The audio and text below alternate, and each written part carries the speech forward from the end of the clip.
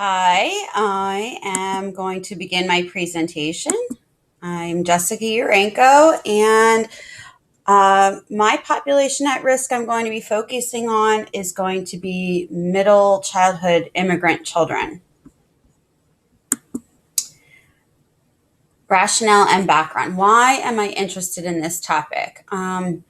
I'm interested in this topic because about 17 years ago, when I started my teaching career, I started at Reading High School here in Pennsylvania, and has a high percentage of Spanish speaking students. And right off the bat, they gave me three bilingual Spanish speaking family consumer science classes.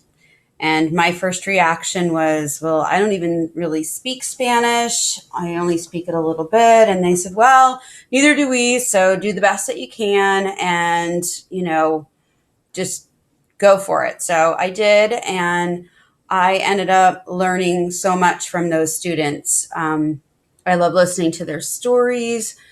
And, despite the communication issues, I learned so much from them. They were very committed, very conscientious, and very resilient.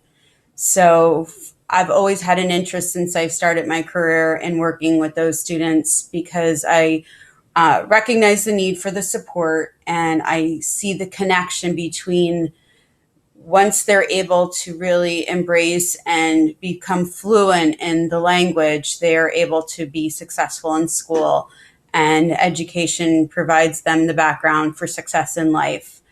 That's why I'm not only just in this program, but I'm also in another graduate program at Penn State, and I'm one class from getting my English as a second language certification. And a part of me was like, why am I still doing an education class when I'm pursuing social work? But I feel that there's a link, obviously, and I'm going to show you through this presentation to those immigrant children and social work. This is a quote that I found from Erik Erikson that I really liked because I think it has a lot to do with what we're talking about with the school-age children. It says, children love and want to be loved, and they very much prefer the joy of accomplishment to the triumph of hateful failure. Do not mistake a child for his symptom. And I think that is, with so many years teaching, I recognize the importance of that children are way more than the negative aspects of their behavior or their development. They are little people who are turning into, hopefully successful adults, and they want to accomplish things. That is what they really want to do. Even when they act sometimes like they don't care, they do. Who are the immigrant children in our population, and where are they coming from? In 2013, 17.4 million children resided with at least one immigrant parent, or 25% of the United States children's population. U.S. immigrants and their U.S.-born children now number approximately 80 million persons, or 1/4 of the overall population. So those two statistics kind of go hand in hand. About 1/4 of our population right now are related to or have an immigrant living in their home. Approximately 50% of all immigrants describe themselves as having limited proficiency in English. In my experience, or where I live, I would say those numbers are higher, but it does differ depending on the immigrants that are coming in and what part of the country you're living in. 31% of the poor, which is recorded as being 200% below poverty threshold children in the U.S., are those from immigrant families. So that's a nice big chunk of our poor are from those immigrant families. The largest number of immigrants come from Mexico, 28%. I'm going to show you, the next slide shows the top 10 largest immigrant groups. Now, this is coming from the Migration Policy Institute, and you'll notice a large part of it, almost half are other, because there are so many different, obviously, countries and people coming from all over. But you could see by the chart that the most predominant area of immigrants are coming from Mexico. What makes these children an at-risk population? language and communication barriers, role identity confusion, and I'll talk about this in a little bit more. They have a hard time knowing where they stand in this country. They don't know if they belong, if they're citizens, if they can relate to the other kids. They want so badly just to fit in like all the other kids. They also are confused where their role is within their family because they end up taking on a lot more responsibility than many of our traditional American kids who were born here. They're at risk for poverty. They a lot of times have separation from their parents, and they often suffer trauma from the migration.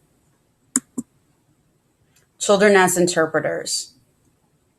As ESL, English as a Second Language students, become fluent in English, non-speaking parents come to rely on them as interpreters. These children are utilized for medical, educational, commercial, and occupational translating. In other words, their parents become extremely reliant on them to communicate with everyone in that outside world. This responsibility may cause role reversal and role confusion within households. Okay, I'm going to show you, I had an interview with a friend of mine, actually. She grew up here in America. However, she is an immigrant. She was about a year old when they came here. I'll let her kind of tell her story a little bit more. But she is a great example of an immigrant child who did take on that adult responsibility. And she'll share some of the stories with you in regards to her growing up here and speaking the language for her parents. Hi, I'm here with my friend Christina, and we're going to talk a little bit about what it was like for her to grow up as an immigrant child in the United States. How long have you lived in the U.S.? 24 years. And you are? 25 now. Okay, so you came here when you were a year old? Yes. So you have no memory of living anywhere else? No. Okay. No. What family members did you reside with as you grew up? It was my parents, my grandfather, and my uncle. Okay, and of those people, who spoke Spanish as their first language and English as their second? All four of them. Okay. Yeah. And how old were you when you became fluent in English?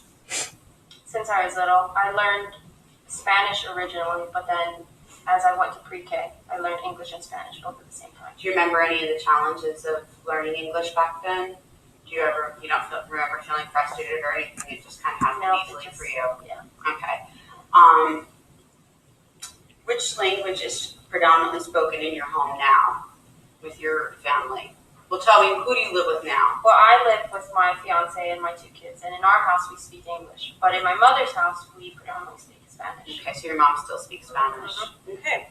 And what affected acquiring a new language having your relationship with other family members? And we kind of talked about this a little bit, like about the roles that you had in your house growing up, kind of acting as the translator for your parents. Can you tell me a little bit of what that was like? Well, as far as I can remember, I was always the one that was pushed in front. I always was the one that ordered the pizza. If we were customer service, I was there translating, and anything they needed, even as simple as reading a letter, I was always there. So I kind of felt like they were my kids in a sense. Okay. Can you tell me about like one of your first memories of having to kind of act as an adult almost in order to advocate for your parents? When I was 6, we lived in the house and the attic leaked really bad. And my parents were really furious and they wanted the landlord to fix the attic. And I remember them saying, you need to tell her that you need to get this attic fixed.